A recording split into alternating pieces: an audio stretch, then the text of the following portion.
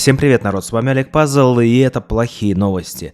Игровую индустрию сильно качает, и не только игровую индустрию. Как вы знаете, за последние дни уволили тысячи сотрудников. Но и это не все. В России тоже происходят странные вещи, например, борьба с VPN, теперь нельзя рекламировать VPN, и, в общем-то, ничего хорошего ждать как будто бы и нельзя. Однако я решил рассказать эти новости и, в принципе, что может быть интересного произойдет в ближайшее время. И в России запретили рекламировать VPN-сервисы. И все для того, чтобы Роскомнадзор мог продолжать ограничивать доступ к какой-либо информации. Правильно ли это? Да нет. Но к этому уже давно шло, и блокировки уже происходят не в первый раз. Несмотря на это, правительство говорит, что якобы VPN полностью запрещать они не будут, только лишь рекламу. Но мы знаем, что это первые звоночки к ограничениям, и, скорее всего, все это ведет к контролю интернета. И, возможно, даже русского ютуба в будущем не будет. Что для меня, конечно, печально, потому что я бы хотел делать видео для вас. Другая грустная новость — это похороны Алексея Навального. Насколько бы вас это ни касалось, насколько бы вы не хотели интересоваться политикой, она интересуется людьми. Алексей Навальный был человеком, который боролся за свободу,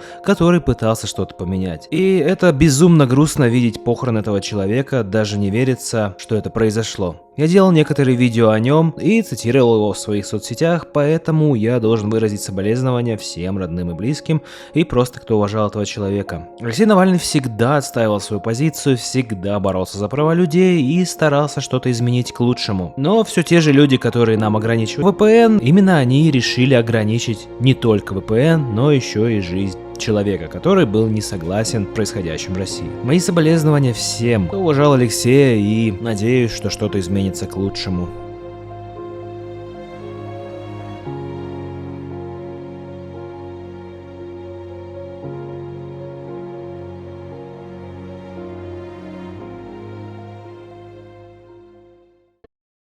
Начнем, пожалуй, с Rockstar Games. Мы недавно видели трейлер GTA 6, и он вдохновил, но вот единственное, что мы не видели, это то, что происходит за дверями этой компании, Rockstar Games. Да, легендарная компания, все мечтают там поработать, однако не все так хорошо. Репортер Bloomberg Джейсон Шрайер, который часто открывает дверь на правду происходящего в игровых студиях, сегодня он написал статью о Rockstar и о GTA 6. Журналист получил доступ к внутреннему письму, которое в среду разослали директора по издательскому делу в Rockstar. В этом письме говорится, что разработчики должны выйти как можно скорее в студию, чтобы работать там 5 дней в неделю. Как заявлялось в письме, должны появиться какие-то ощутимые преимущества работы из офиса. Также Rockstar Games не хочет повторить печальный опыт, когда в сети оказалась уйма материалов по GTA 6. Но, как мы знаем, есть и другая сторона всего этого дела. Иногда так студии делают, чтобы просто уволить сотрудников. И я сейчас объясню. Они набирают специалистов, разрабатывают какое-то время, год-два на удаленке, после чего приказывают им вернуться в студию в ближайшие дни, буквально вот несколько дней. Люди должны вернуться, но они могут жить совсем в других местах, в других городах, очень далеко. У них там может быть жилье, дом, семьи. И они, соответственно, не могут это сделать, и кто это не может сделать, тех просто увольняют. И это мы плавно переходим к секретному плану Rockstar увольнять сотрудников, как и многие сейчас игровые студии на рынке. Например, Sony и PlayStation уволила 900 сотрудников одним днем. Представьте себе 900 человек.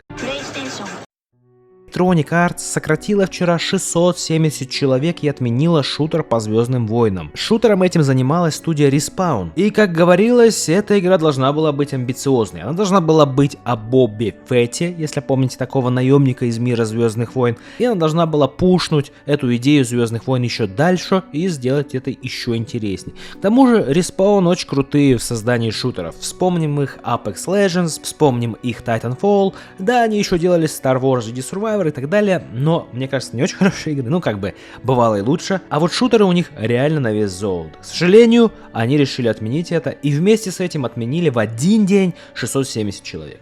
Если вы не знаете, как происходит увольнение, то это не очень прикольно, потому что вам просто вырубают компьютер, вас отключают от всех ваших друзей, работников, коллег, и вы даже не можете им ничего написать, просто в один день, у вас нет контактов, все, вы не можете работать. К сожалению, сейчас по индустрии пошли прям сильные такие увольнения, и это не может быть хорошим знаком.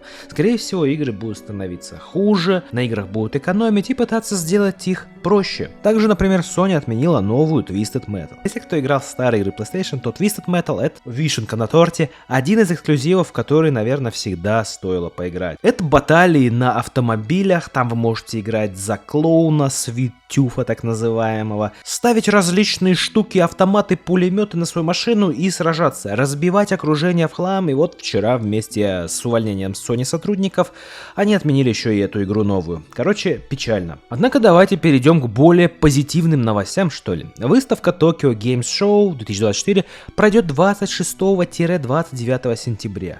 Это не скоро, нам нужно пережить лето, много времени. Однако стоит помнить, что именно на ТГС могут анонсировать хорошие проекты, потому что Токио и японские студии — это кто у нас? Capcom, Кодзима, возможно, они что-то покажут действительно крутое. Но, конечно, я, как фанат Resident Evil, жду Capcom. Тем более, я делал небольшое видео с утечками из этой игры. И игра должна быть довольно интересной. Должна быть 9-я часть Resident Evil, и, возможно, именно там ее и анонсируют, скорее всего.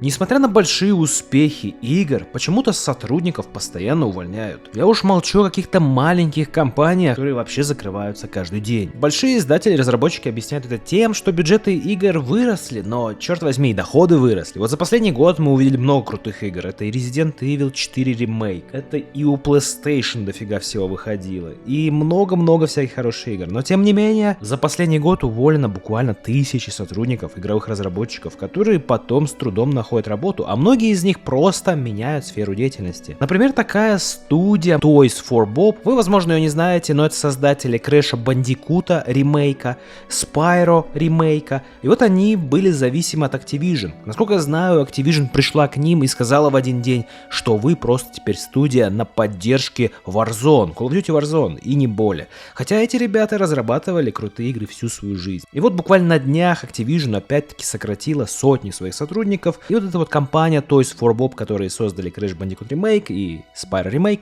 они отделились и пошли против этой AAA машины, создали инди-студию, которую сами теперь будут регулировать без всяких там Warzone, без всяких там управителей сверху. На мой взгляд, это обалденно. И было бы круто, если бы разработчики, которых уволили, вот так бы объединялись и двигали все это дальше. Да, такой вот ролик. Извиняюсь за негатив, но, к сожалению, в мире уж очень много негатива происходит. А с вами был Олег Пазл, на этом у меня все. Всего крутого и счастливо.